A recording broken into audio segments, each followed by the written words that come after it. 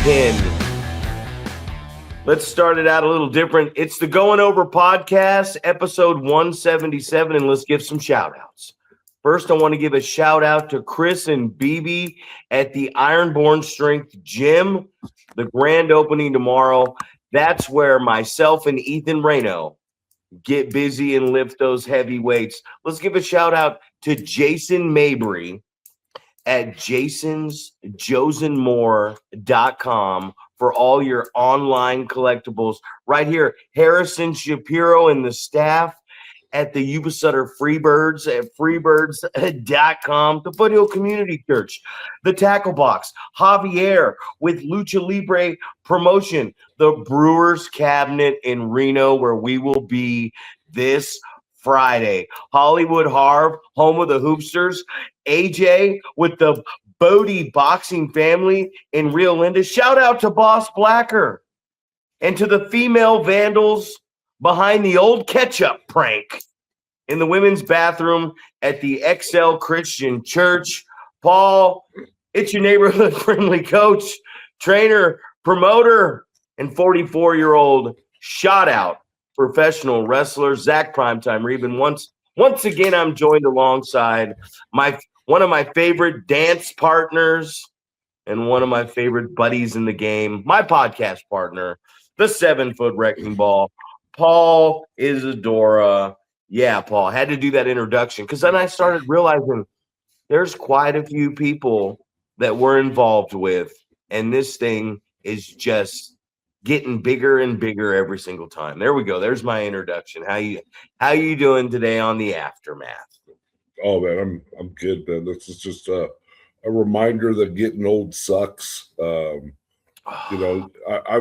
kind of funny, you hear it for years. Anybody that's old, there you go, hey, how's everything going today? And they'll say, getting old sucks, don't get old, whatever. So I'm definitely feeling that this morning, But I think it's to kind of reiterate something that you alluded to at while we were eating last night. To paraphrase, I guess. I know you didn't say it exactly like this, but this is one of those nights, man, where it's like if it was over right now, like after last night, after the story that we've been telling for the better part of a year, to get the reaction that we did at the culmination, the end of the night, that's like it kind of makes it all worthwhile, right?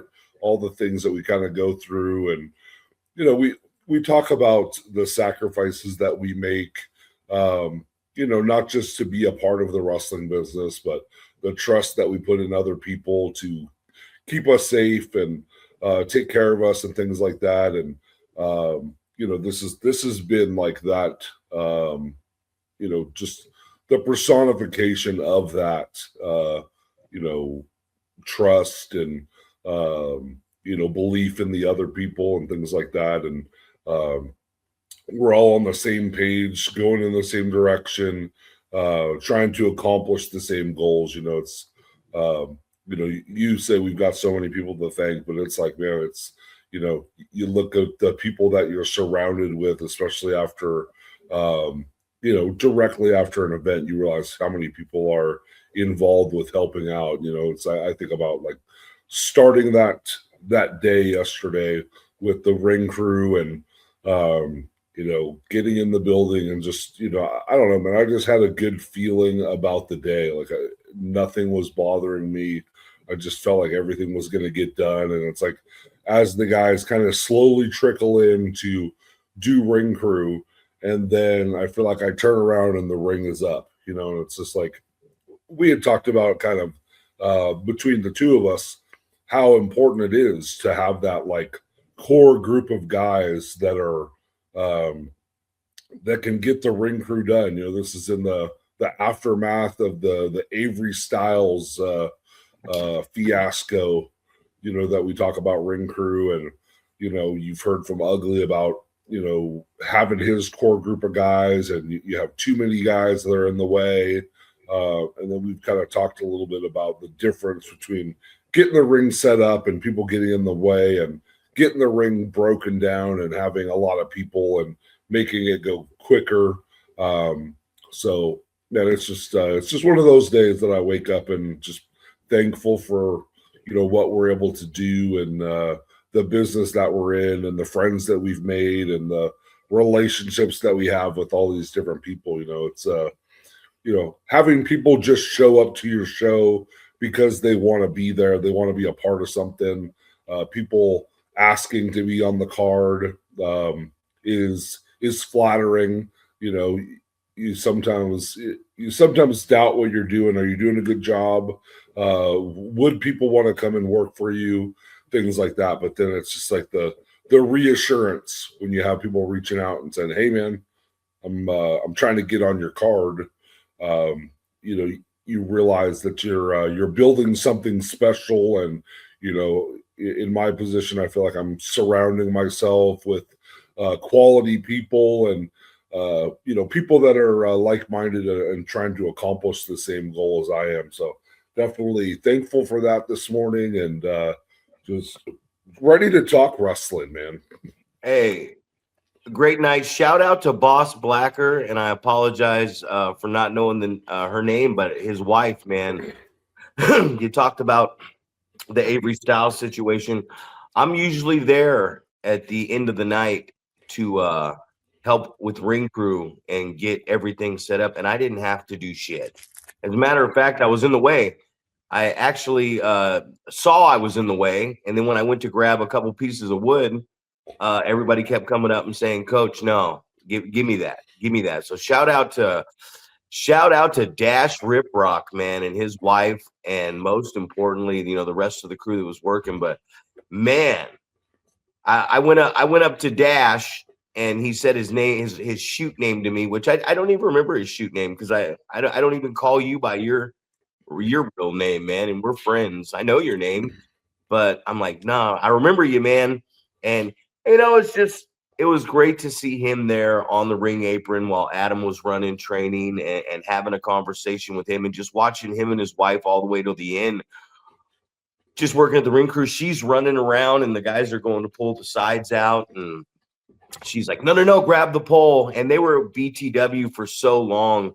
So like when people were asking me like, who's that guy? I'm like, well, that's Dash Riprock, man. And it's nice to see him out there and getting back in the business, and his wife, because I know they had done a lot in BTW. And man, we talk about that ring crew thing, but we're learning, right? Like that's the thing. Situations that come up, and we learn.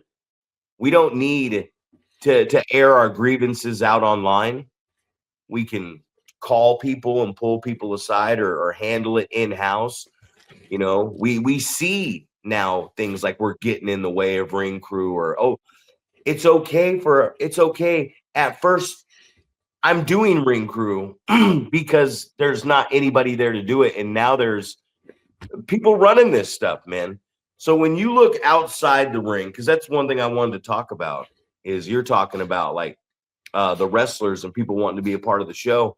Well, when you get people that want to be a part of doing other things, and the other things start to add up, that's when you know that everything's being done right, and your company and the business is growing, right? Because when your staff, when your concession, when your merchandise, when this stuff starts to grow, when there's people taking tickets at the door, when there's people on ring crew, and that's their job, and they're smiling and they're just happy doing it, man. So we are here to talk wrestling. So let's talk wrestling. Let's talk about that formula. A great start, a great finish, and most importantly in the middle, having a great match on the card, right? And that's what we did have last night. So a big shout out that Jack Cartwheel, man. What a professional, right? What an athlete, what a performer. We talked about it last night at dinner. I mean, if it's Ethan Reno and Jack Cartwheel as two baby faces, it don't work. If it's Jack Cartwheel is the heel and Ethan is the baby face, it doesn't work. But Ethan is the heel versus Jack Cartwheel is the baby face. man, these two have never touched. This kid's 19 years old. This is the WWE ID champion. This is probably one of the highest flyers, most you know, he does a lot of stuff, man. Sold well, does a lot of stuff. And for this kid to step up and get in the ring and 10 minutes elapsed, 15 minutes of elapsed, man. It's one of those moments where you're like, you know what? We gave you an opportunity and you didn't even bat an eye at it beforehand at the event, and then you go out there and you just put it on like that, man. So that to me last night, and then seeing everybody in the locker room about that match, it's like, man, the cartwheel's the real deal for sure. But then you look and you go, you know what, Reno, 19 years of age, you're the real fucking deal, bro. And that's exactly. I mean, we talked about before the show. We talked about it after the show. There was no discussion during the show, but about giving people a chance, right? It's like we talked at dinner afterwards about, you have the opportunity to take the easy, the quote unquote safe direction. We could have put two guys in there that have been working together, having matches with each other and developing a chemistry and having good matches. Or we can think a little bit outside the box and go, hey, we've got two veteran guys that can work with two young guys and help, kind of coach them up and get them some higher level experience, and I think the importance of having the guys that are willing to be the veteran in that match, right? So many times, if I'm to send my students somewhere else, there's a few guidelines that you want to make sure that are taken care of, right? If you're going somewhere, you'd like to have your travel covered. It's like you don't want to come out of pocket to go somewhere and wrestle for someone, right? So you think about the monetary portion of that, and you want people to get taken care of. If they've reached that level, right, where they're out there taking bookings and they're not just trying to, get on cards, right? Somebody is asking them to come work. They're offering to pay them. So, my kind of, speech to them is making sure you're getting, your travel covered. And, obviously money on top of that is fantastic. But making sure you're going there and you're wrestling someone who you're going to learn from, right? In many cases, you want to go somewhere where you're working someone who's better than you, right? But we look at the flip side of that coin. And if you're that person who's the better of the two wrestlers and you're wrestling the more green guy,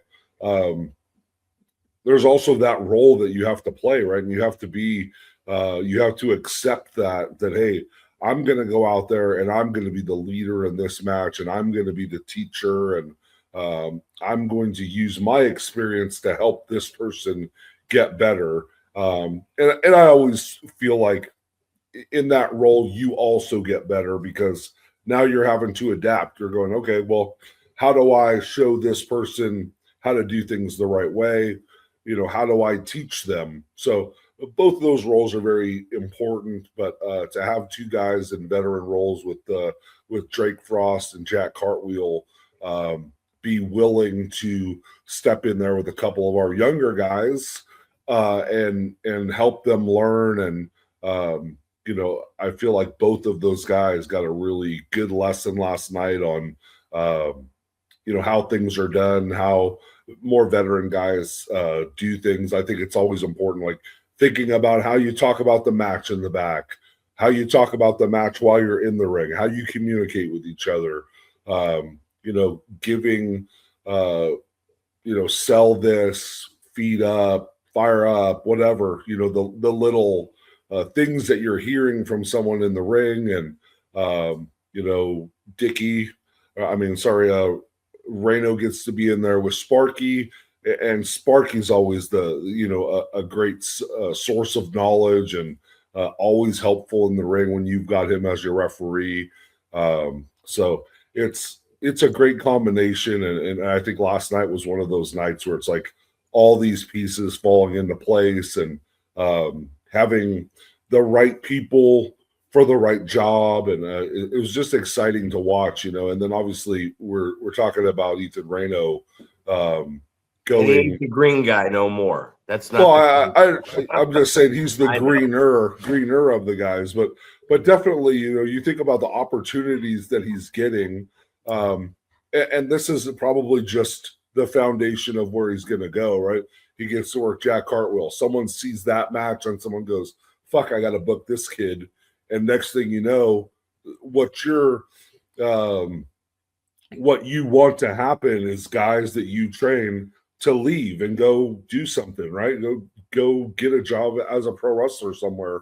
As much as it sucks to, that's your training partner, your one of your top students, a guy that's going to be always there for ring crew, and the things that you might lose are far outweighed by the things that he's going to gain by this match getting out and people going, well, fuck, dude, this kid can go, man. Like he's there step for step with, with one of the better wrestlers that came out of our area, and maybe Ethan gets to be the next guy that goes out there and dips his toe in some bigger promotions, right? Because you go, okay, if this guy can do this with Jack Cartwheel, what else can he do, right? And obviously we know the sky's the limit on this thing, but hopefully it's going to be that situation where now he gets an opportunity to do something where they're flying people in to work Ethan Reno. Well, it's listening, man. We talk about it all the time. It's listening. And that's what he did well. But also what he did well was there's a lot going on. And it's one thing that I told him. I said, man, back when I was your age, up to maybe like 28, I'm going out there and I'm killing the joint. You know what I mean? I'm killing the joint. But thank God I didn't have to do that. And that's a conversation I had with you before when you were bringing Jack in. I said, well, fuck, put him in there with one of these young guys, because I can't do that. I don't want to do that. I'm not going to do that, because could I? I don't know. I don't know if I can. And that's, I always want to say, yeah, of course I can, because I'm fucking, but the truth of the matter is, and it's what I told them too. I told Ethan on the way home, I said, all right, you went 15-20 and you did a lot. I also went 15-20. You know what I mean? We also went 15-20. And it's the difference. It's like I was telling the guys yesterday. They're coming up. They're getting behind him. And Jack, great fire, great selling he's got. But he throws 2 hard strikes at Reno. And then he kicks Reno and gives him a DDT. And this is in the heat, right? So as good as the modern match is, as great as everything was, don't get me wrong. I'm just, it's what I told them too. I'm looking at the finicky detail of this is right here. And we say it all the time. It's like Sergio and Adam start out. The characters are over. The people are over. They're just out there telling the story and listening to the audience, the ups and the downs, and they get the most out of it. Like us. We're just listening to the ups and the downs, man. And then as I watch that match, I go back and say, great match, right? But if I'm to throw the detail in there at it, Reno's got to work the heat more so Jack can get the sympathy up and really sell. But where I felt the noise in that match, and this is where we really get into the detail of wrestling, wasn't where the noise was in the opener, and it wasn't where the noise was in the main event. And that's why the middle of the card, we're doing it. You got to have a great start, a great finish, and you gotta deliver a great match in the middle, right? Like there is a great match in the middle. Ricky versus Macho. And then what are you selling them on? Hulk and Andre, right? And that's the balance of the card. So when we hear guys say, I'm going to steal the show, which I feel match-wise, athletically-wise, and 100%, those two stole the show. But you got to have a great start to the show to get him going. Sergio Adam, boom, perfect, right? And you got to have a great main event to sell and an end to the show. But what I'm saying is in that contest, with the ears, more heat by Reno. Like it's not just look at the crowd and say, you're quiet now, huh? Stay on him. So you're building the heat while this incredible athlete that's selling like $1 million can build more heat for himself. So I felt like they lost the audience in the heat. And to explain to people out there what I mean is, all right, you're building. What an amazing cutoff they had, right? Like Cartwheel goes for that thing where he swings out and he throws his legs through, and Reno slides back yelling, nope. And then when Cartwheel pops up to his feet, it's just a 285-pound hard right hand that he bumps on the apron and rolls to the floor. We talk about this so often. The punch is illegal, right? So what an unbelievable usage of breaking the rules for a second by the heel to stop the high flyer from what he's doing.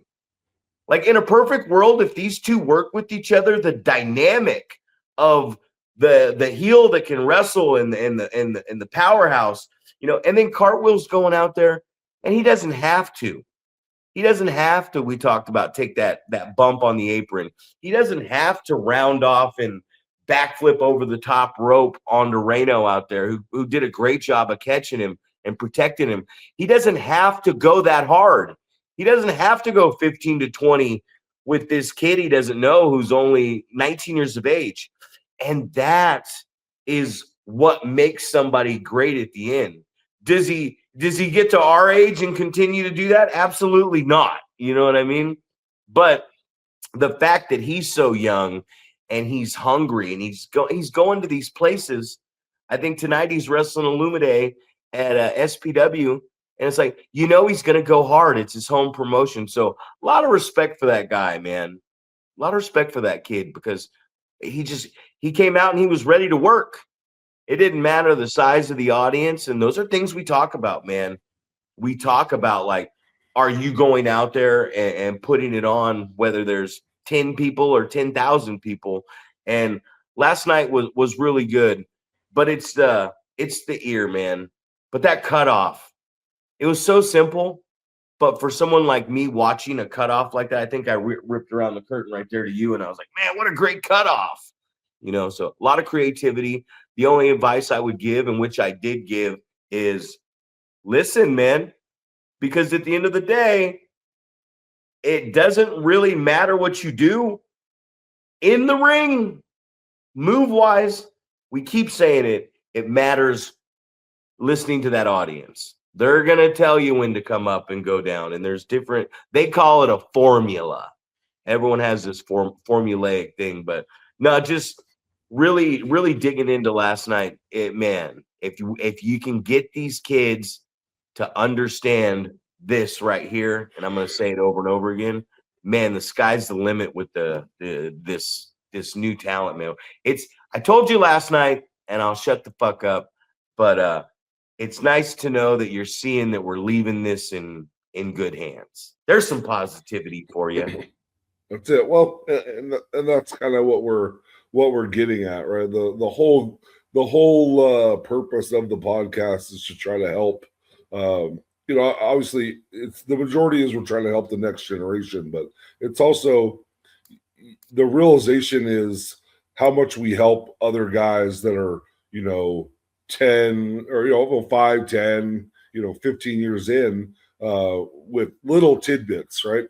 And I guess I make this comparison with, we're talking about the wrestling school, right?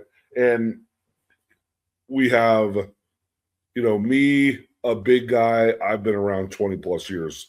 You have Adam, a smaller guy, athletic, like completely different types of characters, types of work rate. We do completely different things, right? So when it comes down to training, I see things through a little different lens than Adam sees them. And then we have Dash Riprock who's coming and helping as well. And he's got a different perspective because he came from a different place. He got trained, by someone different, which I think is really cool that Adam and I got trained by the same people, but we've had all these different experiences that I've gone somewhere that he hasn't been and vice versa. And then we've been places together to learn. So we have a lot of the same lessons that we've learned from different places. And you just think about the perspective that you learn them in, right? Adam learns them in maybe a baby face, smaller guy selling role. And I learned the lesson in a bigger guy, heel, being over the top and, what those things mean from the different perspectives. And then we just came to find out that Illumide has a job here in Reno as well. So I was like, man, you should come and, talk about your experiences as well and lend to what we're doing, because this guy comes from a track athletic, explosive type movement background, right? So he's going to bring something completely different to the table when it comes to preparation for wrestling, right? Adam's an athletic, flippy guy. I'm a big, gigantic, I don't know, you wouldn't necessarily, I don't want to put myself in the powerhouse because I feel like that's I would. I'd say I feel like that's a different category. There's way more big, strong guys than me, but that's maybe more of my area. So there's going to be a lot of different things, man. So to be able to learn from a bunch of different people, a lot of different perspectives, I think is going to be special. And but it's just those things, man. You have all these different people kind of lending a hand and trying to give to this next generation. It's definitely something special. And like you said, man, we are going to leave this place better than we found it, and that's always been the goal. So just being able to watch some of these things, and as you get the younger guys, that start off as your students and then slowly become your peers.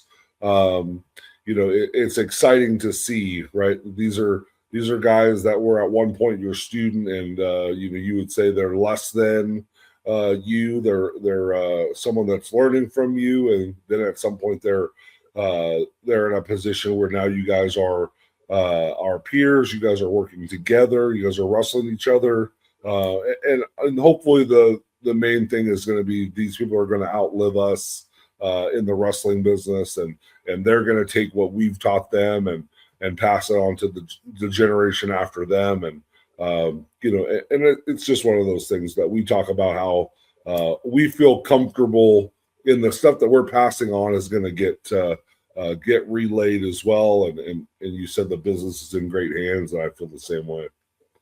Well, they're definitely going to outlive us. I'm talking about in the business. No, I'm talking about in the business. No doubt in my mind, they're going to outlive us for sure. Yeah, but I'm talking about in the business. How many people have you had? I talk about how many people have come through our school, and people think it's a drastic exaggeration when I say hundreds of people have signed the waiver when they came to our school. And you think about the people that have got to the point where they've had at least one wrestling match, and that number that have started training, that have got to their first wrestling match and then have made it to a year, 5 years, 10 years, those numbers diminish very quickly. So the longevity of people in the wrestling business, I don't think has to do necessarily with their age, and if they're gonna surpass us living, years on the earth. I'm talking about people, surpassing us as far as staying in the business. I know what you're talking about. I was just being a smartass. But the thing is, you already know who's going to be around. Like, that's where we fool ourselves sometimes, right? Because we end up going, okay, this person isn't consistent showing up. Or even if they are, they're not getting in the ring and training. This person has a mouth on them. This person is too opinionated. This person doesn't listen. This person overtalks us. This person is a problem in the locker room. This person is a distraction at training. Like, you see this stuff. Now it's about not ignoring it. And it's everybody. Ugly, Ollie, Adam, you, me, the people in the business. There's good people around right now that are looking at this stuff, and you can just tell. You don't need to, oh man, let's wait a year to see if this guy like figures it out. No, he's gonna figure out, like last night it clicked for Reno in the ring, right? It's really starting to click for Jalen in the ring. That's a different type of figure out. But being a good human being, that's not hard to figure out. If you're on this little device right here and you're commenting and you're talking about how great you are and you're putting other people down on here, that's who you are. We always say, if you think we're talking about you, we are. If you are a smug cocksucker and you're on here and you're dissing other people, it's not going to work out for you. You do not have to go online and say bad shit about other people to think like, look at me, I'll say it to your face. That ain't the way this works, brother. That's not the way it works, because we have to get along. We have to be fine with, okay, maybe I didn't like what that person said. Pull them aside. Have a conversation with them.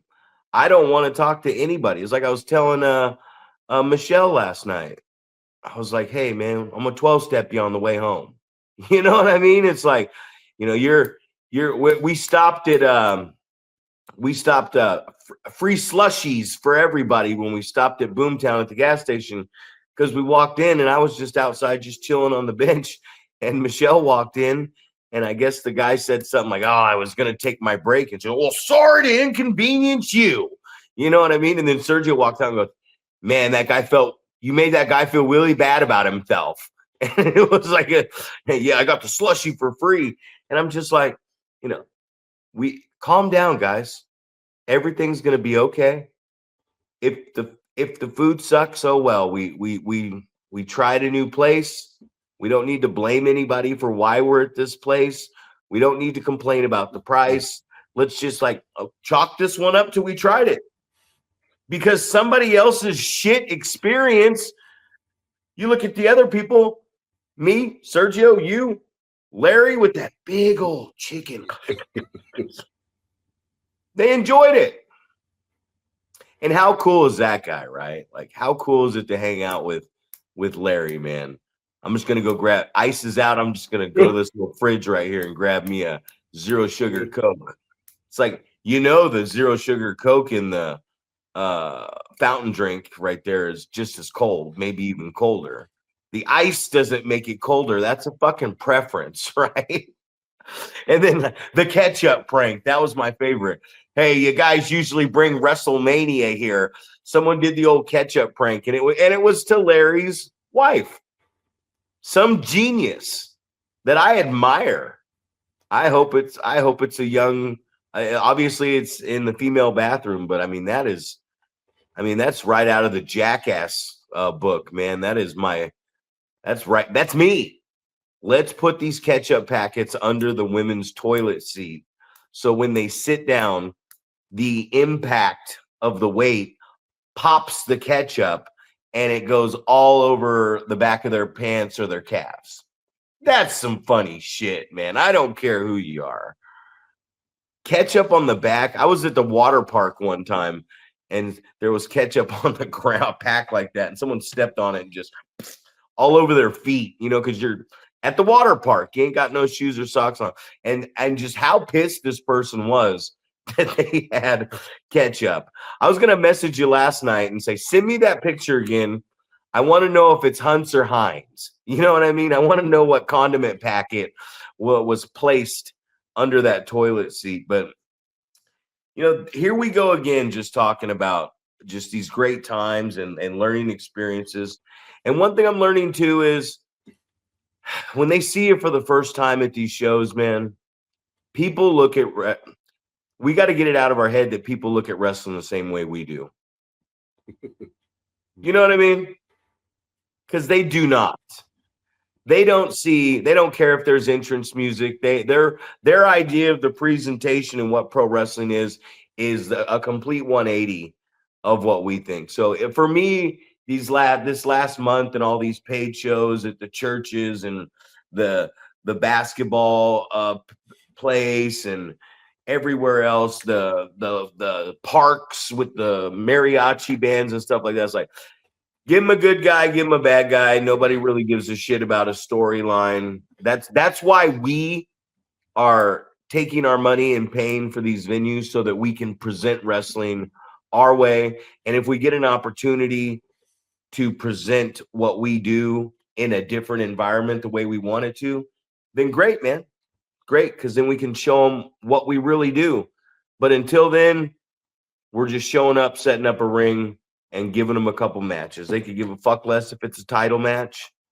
They could give a fuck less what it is. So a lot of stuff we learn. Like I said, it's all a learning experience. And Adam said something to me last night. He said, this ring right here, I like this. I like producing. I like coaching. But I don't envy what you and Paul do. And we throw that in with Ugly. And we throw that in with Samurai and Scoot. And we throw that in with Maynard, Gabe Ramirez, Billy Blade, all these people. If I'm missing anybody, I'm not trying to. John Cooper. Running a promotion, having to talk to people, have to sell stuff to people, have to load the ring, have to make sure it gets there, it gets loaded up, having to promote the show, put the money in the envelopes, pay the venue, get the posters, flyers, tickets, all the promotional stuff, everything you got to do, run the actual schools to make everything's going so that, like I told Adam yesterday, you're the talent. There's people that are the talent. And then there's everybody who's got their place and job, even if it's ring crew everywhere else. So, to the promoters out there, to the business owners out there, to the guys that have to deal with everything start to finish. And man, it's a tough business, man. Tough business. Great month it's been, man. Yes. How was I going to top July? Well, in the ring, what I was doing, how am I going to top July? Here we go. I think I pulled both my hamstrings. I thought you said you had a double hamstring tear in one leg. I was like, oh, no. You tore two hamstrings in one leg, man. That's impressive. Well, I got two legs. I thought maybe after the conversation that we had outside of dinner, I thought you were trying to smell your own dick. Say hi to this guy. Hello. How are you doing? And then now I think this one's starting to. So I'm going to have two elbow pads over here. I'm going to be walking around with two bursitis packs on both arms. My knees hurt.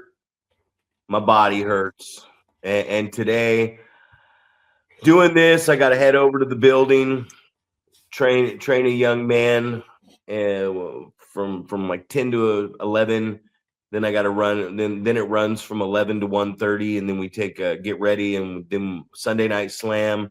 When that's over, unload the ring and probably get home about 4 or 5, But that's the cool thing. We don't get paid to wrestle. We get paid to travel and wait. Because if you look at, I was talking to Rick this morning, 5-hour round trip drive. We're there at 11. Show don't start till 3. Tack on another 4 or 5 hours. Breakdown afterwards, going to eat.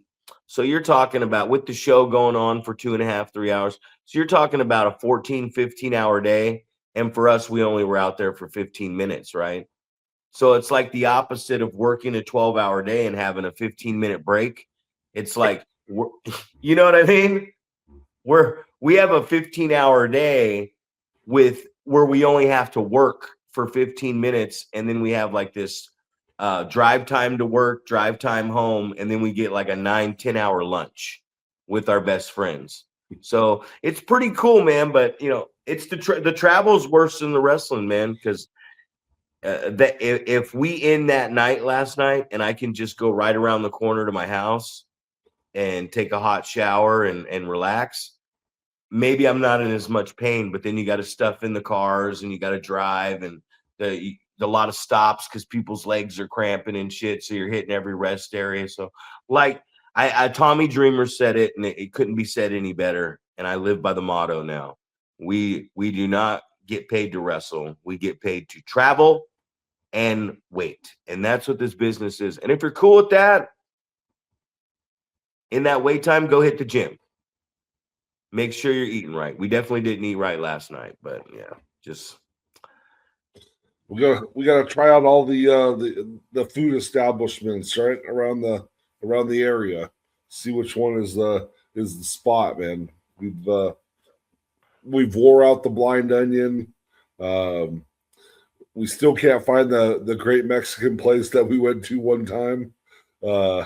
So I'm going to go on a quest. I decided I'm going on a quest, and I'm going to find that place, and we're going to eat at that place again. And I'm going to get a burrito that is larger than my shoulders across again, right? And I'm going to eat a third of it for after the show, and I'm going to have 2/3 of it the next day for lunch.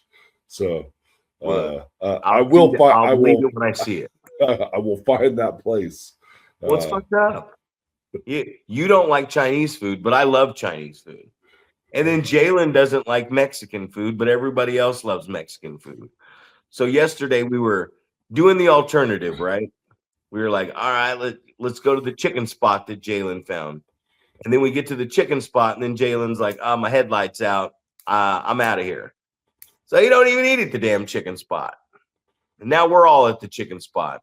And I think I think that's for the ladies. I think that's what really did it in, because one of them wanted Mexican food.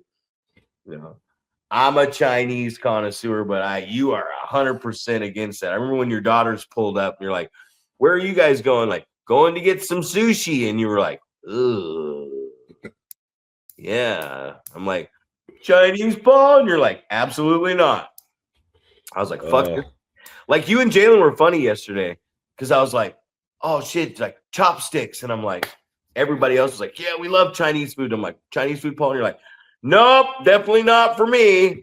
You guys have fun. And I'm like, fuck, man. Well, we got to go eat. And then I go, hey, Jalen, are you cool? Because then you said El Compadres. And then I go, hey, Jalen, you like Mexican? He's like, fuck no. And I'm like, oh, the two tallest motherfuckers in the building got a problem with fucking. This guy despises Chinese but loves Mexican. This guy wants Chinese but he hates Mexican. Then we're like, all right, let's take a middle ground here. So we got to find something, and I think Larry might be the guy to ask. Hey, what's got it all? Where's the buffet that has hamburgers and hot dogs and Mexican and pizza and fried chicken and all this stuff? We got to find it all. We need a Golden Corral. We need to find us a Golden Corral. Shout out to Golden Corral. Oh, I thought you were going to say we're going to end up at a fucking truck stop or something. Well, they got all the food here at the truck stop at the Lazy D or the Flying J or whatever truck stop there is. We're going to go in there and we're going to just we got to stand and eat, but at least we're gonna get something different. Somebody's gonna be able to get their truck stop Chinese, and somebody will be able to get their truck stop Mexican and their truck stop chicken. And and if you just want the regular, go back to the basics, you get that truck stop pizza. And the brothel has the best wings, right? The old I've heard, yeah. the old prostitute house. And it's okay I say that because prostitution is legal in Nevada, and they serve up one hell of a honey barbecue chicken wing, bone in or bone out. You name it, man. But yeah, we got to definitely, man, because I can't handle those Sundays after eating. I just feel like the experience at the Blind Onion has gotten worse and worse and worse and worse and worse. And I feel the service has gotten worse and worse. I was gonna say we started off with going into a private room, and they were bringing our pizza to us on a platter and with honey and all the fixings, and then all of a sudden it was like, oh, sorry guys, you can't go in that room anymore. You guys got to sit out on the street and watch all the vagrants walk by and eyeball your pizza. So it's just, I don't know. It's just one of those experiences that we've gotten spoiled, and then all of a sudden that the special treatment gets taken away, and now we think that the place sucks. How in the fuck, when it's only less than a mile away, can we not find that Mexican restaurant again? We're not trying. We're not trying. Obviously, it's like living next to a wrestling school and we don't show up, but we pay. You know what I mean? It's like, come on. Where is this place? What the hell is this place called? Why does JP not know what this place is? This is really starting to bother me, man. Well, JP didn't go with us, right? It was I'm trying to think of that whole crew that was there. I don't think so, because I think it was you. It was Johnny Fuego for sure. Oh no. Oh yeah. The Fuegster was there. Yeah, it was him, obviously Ethan, Bad News, me, you, Larry. Yeah, because it was like me. I just remember me and Larry getting like the authentic Mexican Cokes with the sugar content that was like through the roof. It was the real cane sugar. I don't know, man. I know that like you got the small version of whatever I got. I'm sure Bad News got a plate full. Like I can in my mind I can see the interior of this restaurant, but I just for the life of me can't remember how we got there or where we were at. So no, it's ridiculous now. It's getting ridiculous. It's getting ridiculous finding food in Reno Sparks area. Just not really feeling it. But you know what? I was feeling the chicken spot. I was feeling everything that was going on, and that's the big thing that we're looking into right now, man. Yeah, they've been long weekends, man. We're leaving this thing in good hands. It's a great time, and there's just so much. I'm starting to see everybody picking things up, but I'm going to reiterate over and over and over again just the importance of the audience, because we could talk all day long about moves. We could talk all day long about training. We could talk all day long about everything we do. Everything that we do is for one purpose. The customer that pays or shows up to watch our product. That's it. At the end of the day, we could stop doing this podcast right now. Jim Cornette could stop doing his podcast. Everybody could stop doing their online content, because what it comes down to is the customer, the fan, right?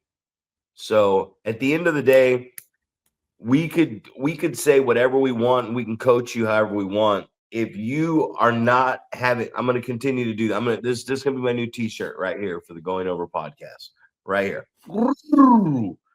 If we don't have an ear for the audience, and I mean all the way through this thing, curtain to curtain, and if there's not the right people back there, the right coaches, the right producers, the right bookers that have the ear for the audience, then this thing ain't going to work and this thing ain't going to grow. And that goes for every promotion out there. And anybody who's successful in this business, it's because they have a good ear for the audience. We talk about in-ring psychology, but the most important psychology of this in telling stories is crowd psychology. So no matter what you do, man, we got to stress the importance over and over on here.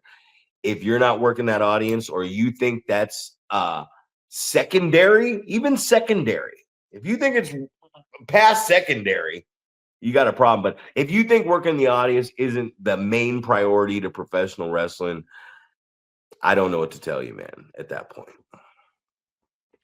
Well, I mean, we talk about that all the time, man. We talk about the importance of being able to sell, right?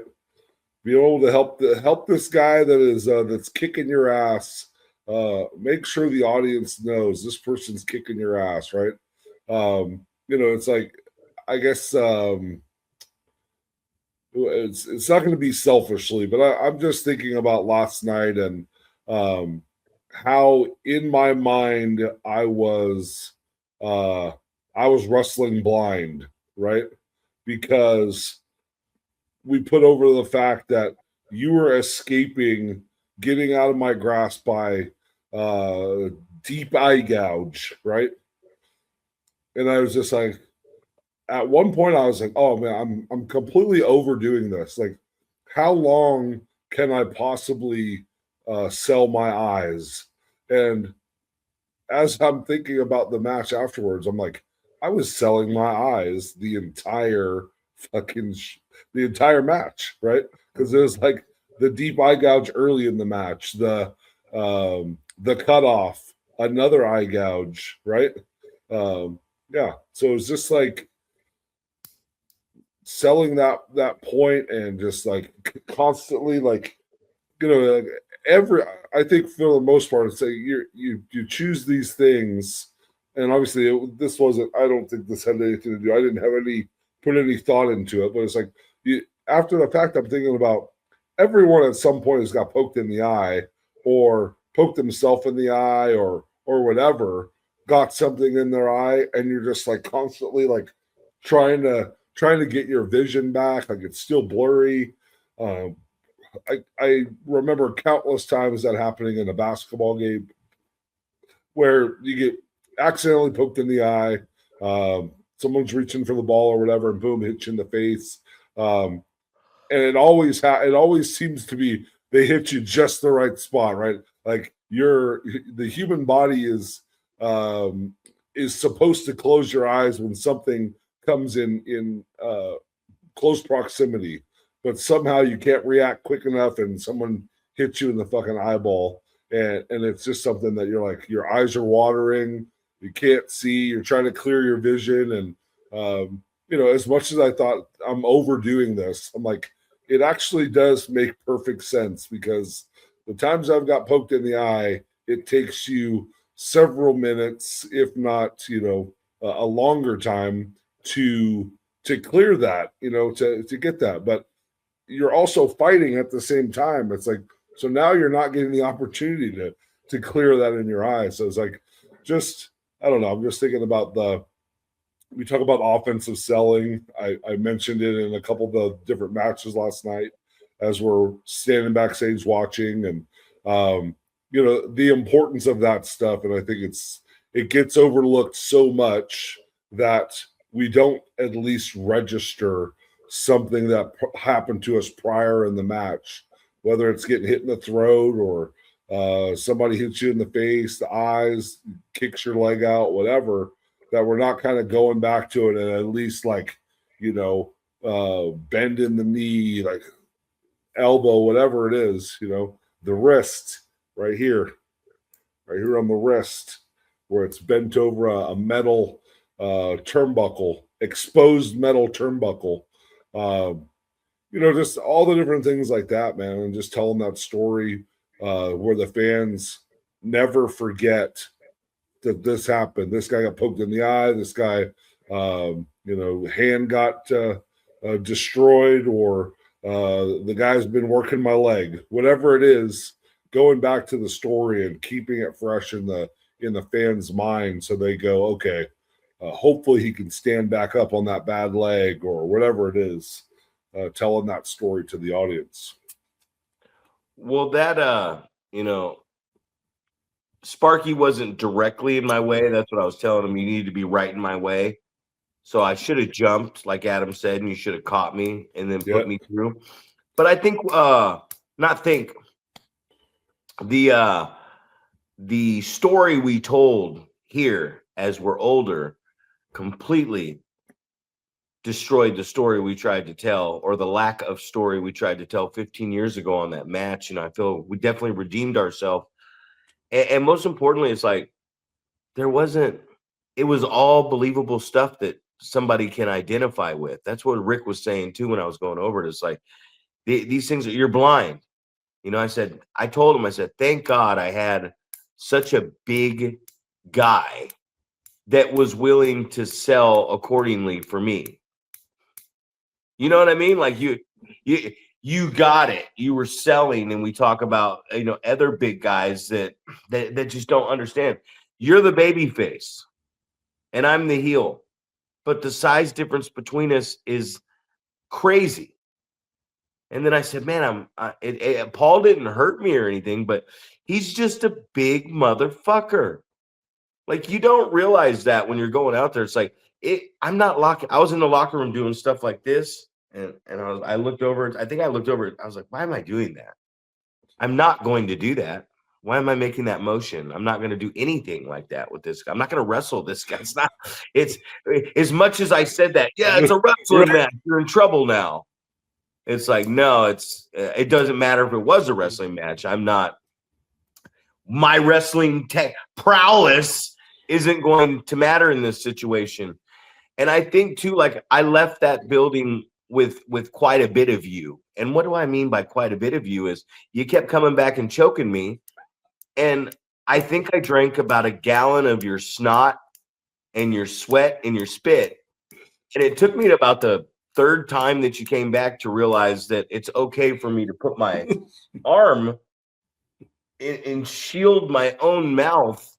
Because like when you would grab me and turn me up, and my mouth would open up, and then it was just like, and I was like, if I close my mouth and swallow, does this make me gay? You know what I mean? Because it was just, I didn't realize at first because I was like, and I'm trying to do the cell back, and you're going, and it's just.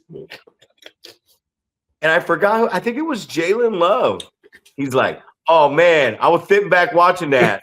And I just kept seeing a lot of snot and spit going in your mouth. And I'm like, yeah, man, that's the price we pay, right? It was like I had that Gatorade in my bag. And I think Karina goes, hey, does anybody want this Gatorade? And you like raised your hand, but you lifted your finger, and Sparky goes, I'll take it. And you're like, no, take it, Sparky. You're like, I just didn't want it to go to waste. And I'm like, well, I actually have one that was given to me in my bag, and I handed it to you, and I said, I took a drink out of it, but I go, don't worry.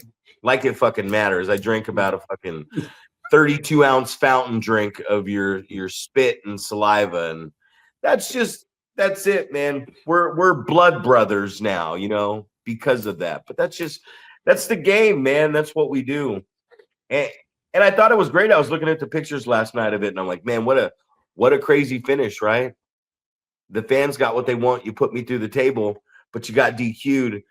Yeah. And then the baby face, to me, honestly, and I'm just being honest, I felt like that's what we needed to see from Big Paul, Isadora, for the last 20 years, is that energy, that type of maliciousness. I feel like if you would have had that maliciousness in your character, the wrecking ball Paul Isadora, the way you finally snapped on me like that, I don't think you ever would have needed, which he was great, a Bradley Rotten or anybody else. I think that's the mean streak that you at your size should have showed. So man, it was just a great night, man. It's great to see that we can be the old guys. That's what I told Ethan. I said, man, old guy wrestling. We both went the same amount of time, but we did a whole lot out here, and you guys did a whole lot in there. That's it, man. Well, and I think it's important to understand that. Like you don't have to be high spot after high spot to tell the story. You know, you can be punch and kick and grind it out, tell the story. So I think it's important to understand both facets of that and understand that there's a time and place for each one of those things. Yeah, this Friday we're heading down to the where is that motherfucker I was looking at earlier? It's the Brewers Cabinet for us. The Brewers Cabinet, Friday in Reno. Sergio Santana and Adam Thornstowe. What a story. I guess I had to give Adam his PCW Inter California Championship, which Rick pointed out. We could have simply just said, this championship can't be defended outside California, right? Like Rick's like, hey, you could have done this. And I'm like, man, you're smart, Rick. And then Saturday, Summer Classic at the old ballpark, ladies and gentlemen. Paul,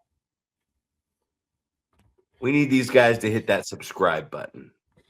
I've noticed the subscribers has gone up. I was looking at what episode we're on this morning, and we've definitely gone up in the subscriber count to a whopping. Don't say it. What was that number? Don't you dare say it. Don't you dare say it live on the air.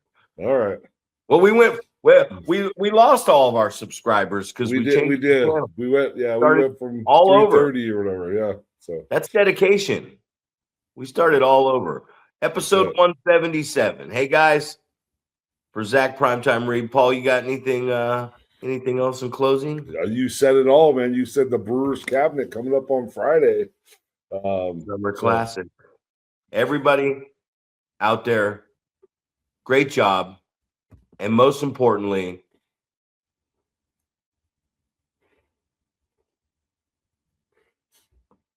we're going over.